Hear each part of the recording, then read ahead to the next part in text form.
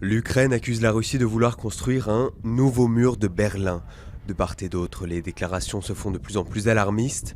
Des forces ukrainiennes se rassemblent dans l'Est où plusieurs localités sont contrôlées par des séparatistes pro-russes. Des pourparlers de paix doivent se tenir jeudi à Genève.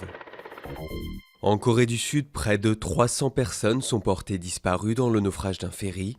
Le bateau effectuait la liaison avec une île touristique au sud de la péninsule.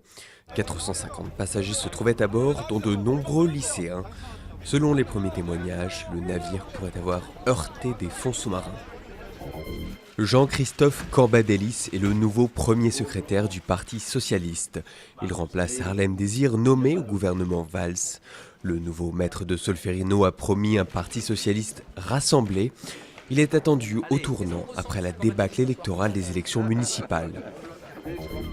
Le gouvernement rejette la provocation inutile du MEDEF. Mardi, Pierre Gattaz s'est dit favorable à un salaire sous le SMIC pour les jeunes. La disposition se voudrait transitoire pour faciliter l'entrée sur le marché du travail.